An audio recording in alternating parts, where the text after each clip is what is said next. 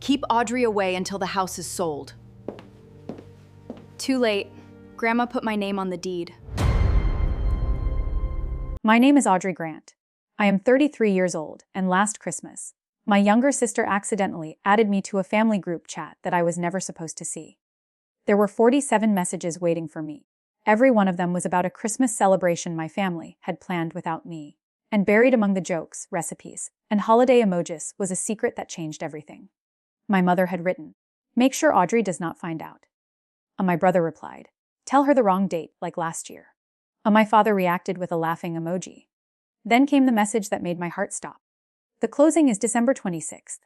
Just keep her away until then." They were not simply excluding me from Christmas. They were secretly selling my grandmother's house. What they had forgotten was that 8 years earlier, my grandmother had filed one very important document at the county recorder's office. So, on Christmas morning, while my family sat around a table set for 4, I sent one calm message into the chat. "Merry Christmas. Your realtor will explain the rest." Within 1 hour, I had 89 missed calls. But to understand why, I have to take you back to the night I discovered their plan. It was a Tuesday in early December. I was staying in a hotel outside Columbus, while supervising a bridge repair project.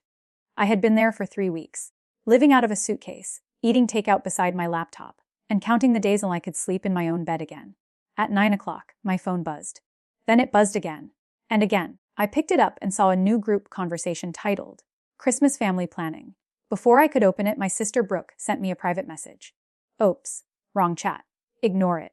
But it was already too late. I opened the conversation and began reading.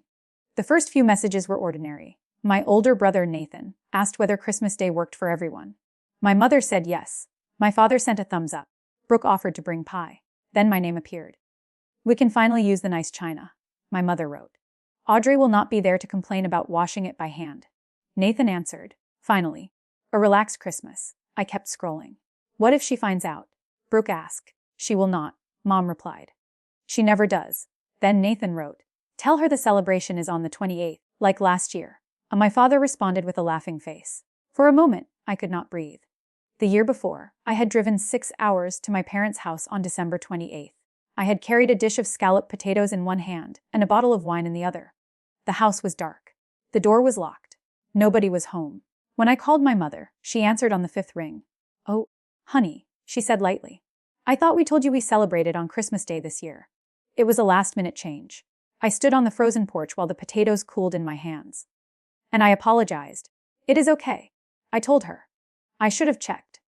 But now I knew the truth. It had not been a misunderstanding. It had been planned.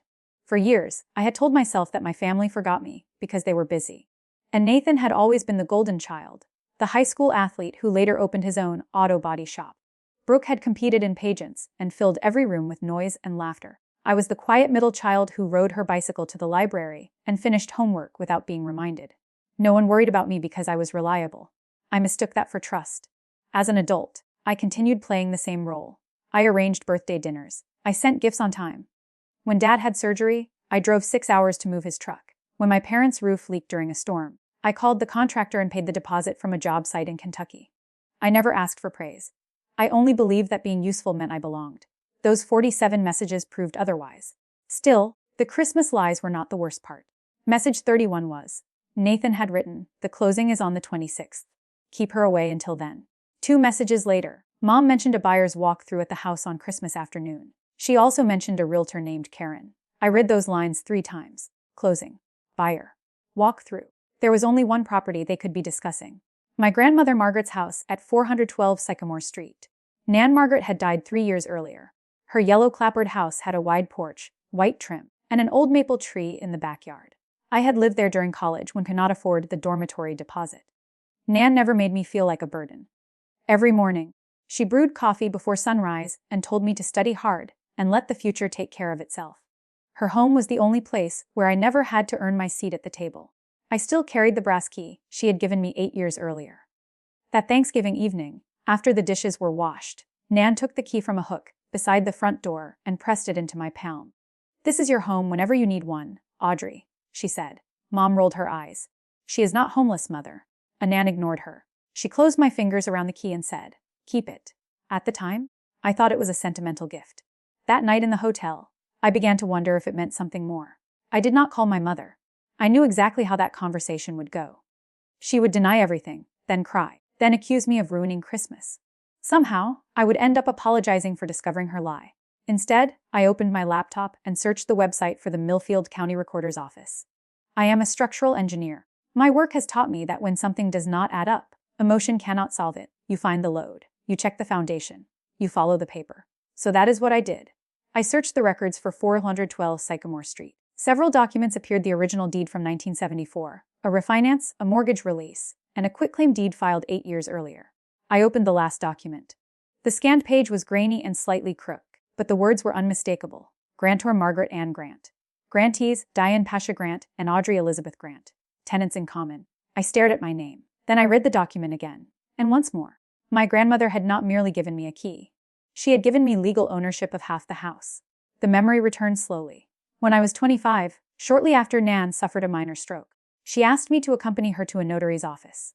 She had already prepared the paperwork. She signed it, I signed it, and we filed it at the recorder's office on the way home. When Nan told Mom, my mother's face went flat. "You put Audrey on the deed," she demanded. Nan calmly poured 2 glasses of iced tea. "You are already on it, Diane. Now Audrey is too." Mom called the decision dramatic. She complained that I did not even live there. Nan gave her a steady look and said, "The paper is filed. It is done." I had almost forgotten that day. My family clearly had too. But the county had not forgotten. There was no later transfer. I had never surrendered my share. No one could legally sell the entire property without my signature. Nan had understood something I was only beginning to see. A key could be taken away. A promise could be denied. But a recorded deed could not be erased by a family group chat. I spent the rest of the night saving copies of everything: the deed, the filing number, and all 47 messages. The next morning, Mom called me. "Hi, sweetheart," she said in the warm voice she used whenever she wanted something to go smoothly. "We are keeping Christmas small this year. If you are back from your project by the 28th, you can stop by for leftovers." There it was, the exact lie from the group chat. "That sounds fine," I said. "I will check my schedule." She laughed softly. "Perfect. Just bring yourself."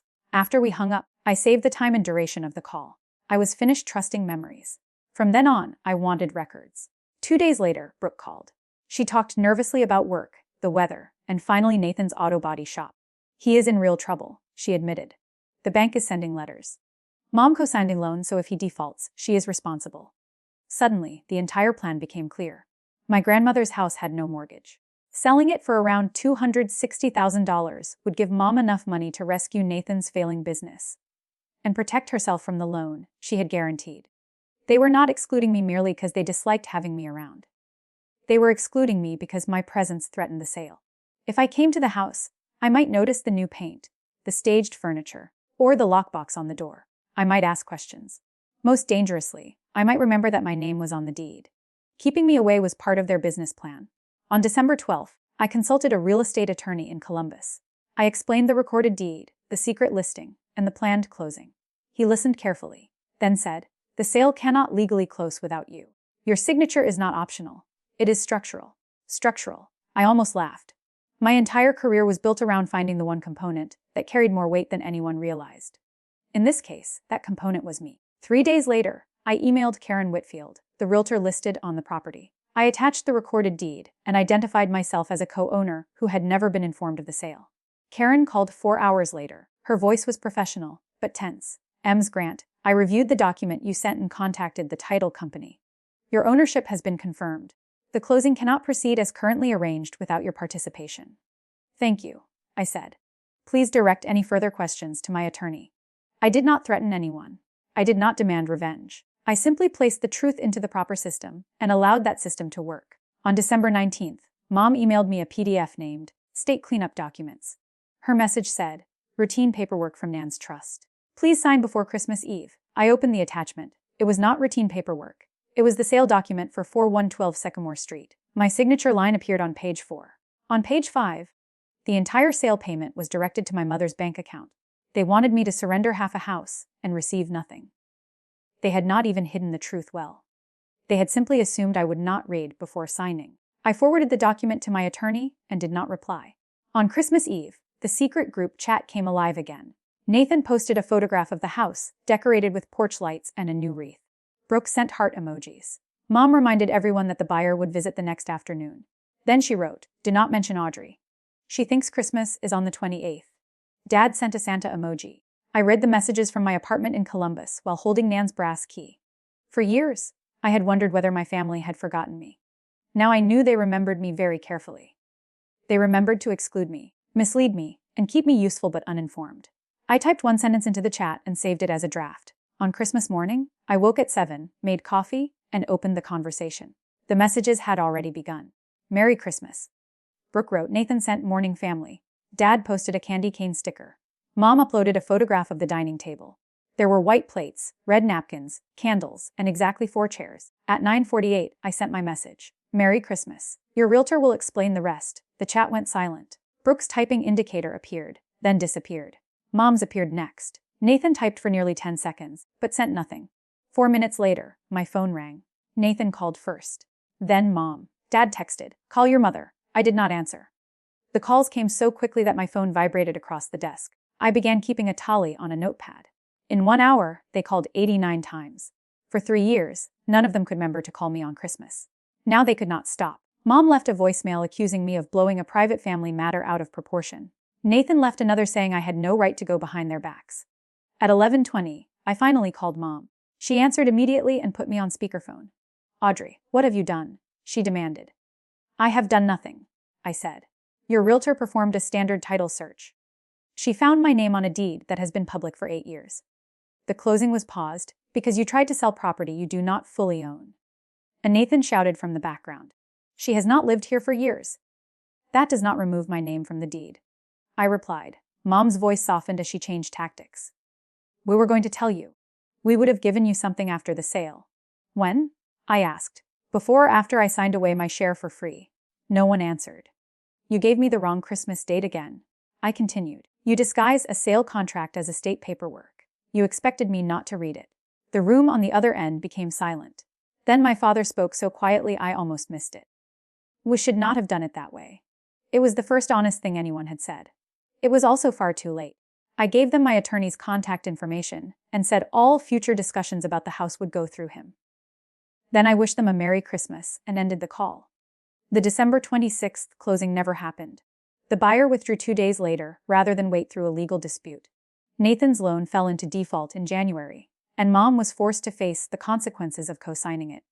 I did not celebrate their trouble. I was not trying to destroy anyone. I simply refused to let them rescue themselves by erasing me. In March, we attended mediation. Mom, Dad, Nathan, and I sat around a conference table while a neutral mediator explained what the deed had already made clear. Mom and I each owned half the property. I offered 2 choices. We could sell the house transparently and divide the proceeds equally, or I could purchase Mom's share at a fair, professionally appraised price. Nathan finally looked at me and said, "Nan would have wanted the house kept in the family." I held his gaze. "Nan did keep it in the family," I said. "She put my name on it. The question is whether any of you ever considered me family." No one had an answer. We eventually agreed to sell. The house returned to the market in April and sold in May for $258,000. After closing costs, my share was $121,000. Before the new owners moved in, I drove to Millfield one final time. I climbed the porch steps and placed Nan's brass key into the old lock. It still fit. Inside, the house was empty. Fresh paint covered the walls. Nan's chair was gone. The kitchen no longer smelled of coffee or iced tea. Yet as I stood in the silent living room, I could almost hear her voice again. "This is your home whenever you need one, Audrey." Only then did I understand what she had truly given me. It was not the building. It was not the money. It was proof that I belonged somewhere without having to make myself useful first. Nan had seen how easily my family overlooked me, so she placed my name where they could not ignore it. I whispered, "Thank you." Then I walked outside, locked the door, and removed the brass key from my ring. I left it on the porch railing for the new owners. The house no longer needed to protect me. I had finally learned to protect myself. My family spent 3 Christmases making sure there was no chair for me at their table. They lied about dates, hid a sale, and assumed my silence meant weakness. They forgot that the one person they kept removing from the guest list had been written into the deed by the only person who truly saw her. 47 secret messages exposed the truth. 1 calm reply stopped the closing, and 89 missed calls proved that the quietest person in a family can still be the one holding everything together. Sometimes, setting a boundary does not require shouting. Sometimes, all you have to do is stop apologizing, read the fine print, and remember that your name belongs on your own life.